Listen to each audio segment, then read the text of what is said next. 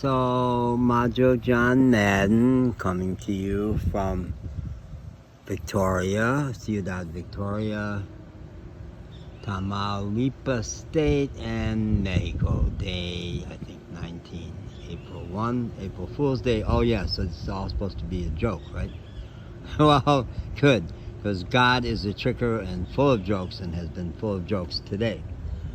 The last sweet joke was we got back to the hotel after all the stress of getting our Mexican phone, which we did. Now officially have a Mexican phone right there, my working cell phone, but I have two iPhone 12 Pros because I lost one, and by the time the Mexican guy returned it to me, who had found it on the beach with his metal detector, it had already been replaced, and I kept the original one for lots of reasons, including things like this. That one, the battery is dead. This one does not have phone signal ever, but it does shoot great videos. So, where was I? So we got back to the hotel, and awfully sweet. The people there knew that Magic, it's so hard to read a dog. Is he still having a grieving process about little Pepe dying 2 days ago? So hard to tell.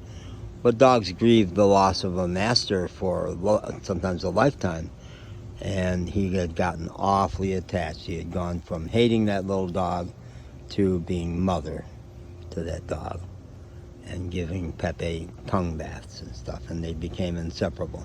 So the staff here got a stuffed animal for Magic to be a little Pepe replacement.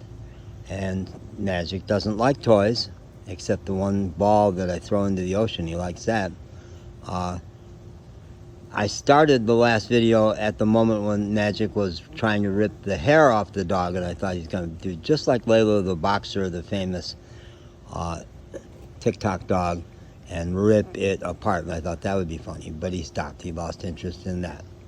But it reminded me of a stuffed dog story. I'm Irish, so of course it reminds me of a story. Everything reminds me of a story. And this has to do with dogs and foster dogs and stuffed toys.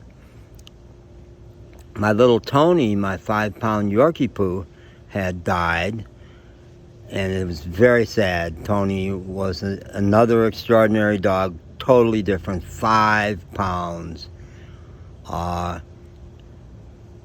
We gave him the middle name OMG, because people always said, oh my goodness. So it was Tony OMG Madden. I think she maybe had a couple other names. But Tony died, and I took it really hard. And the other seniors in the Battery Park Apartments in Asheville, the old historic Grand Hotel converted to seniors stuff, the other seniors in that place kept saying, get another dog, get another dog. And I thought, you bozos don't understand the grieving process. It's going to take me quite a while. Yeah. So I also was doing Rover pet sitting. I was doing pet sitting in general, but some of it was through Rover, the big national outfit. And I got a 9-day live-in pet sit with a terrier, nice terrier named Teddy. The mom from this young couple was having a terrible time entrusting Pepe to a stranger. She liked me, but Teddy had only ever been with her folks, and she and her husband was going from Asheville out to California for 9 days, and she was a wreck about it. So there's a pet store right next to where I was living in downtown Asheville, and I went there and a couple of times walked by and thought this stuffed dog in the window looked a little like Teddy. Not really very much, but maybe enough. It was just a toy dog, but it was about the size of Teddy. It was a big stuffed dog. So I bought it, finally.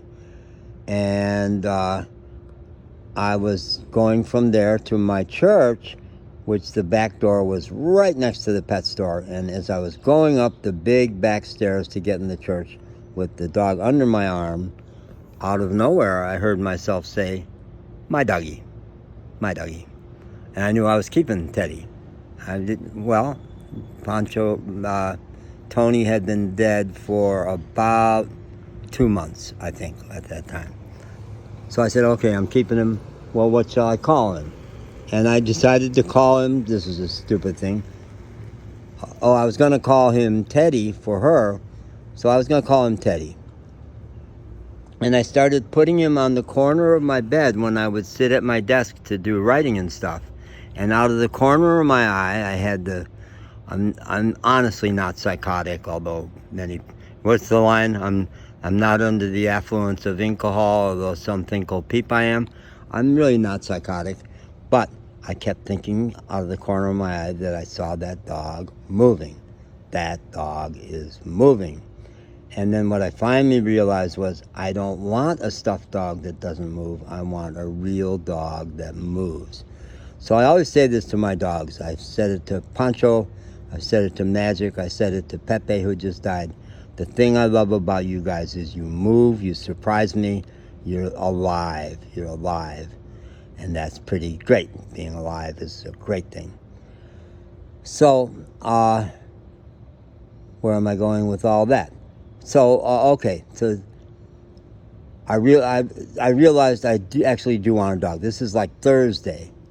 On Saturday, I went to PetSmart to get a smart tag. Rover says, if you're going to do this kind of a pet sit, get a tag that's got your info on it so that, God forbid, that dog should get loose. You get the call instead of the vacationers who would not like that. So I was in PetSmart to get a smart tag.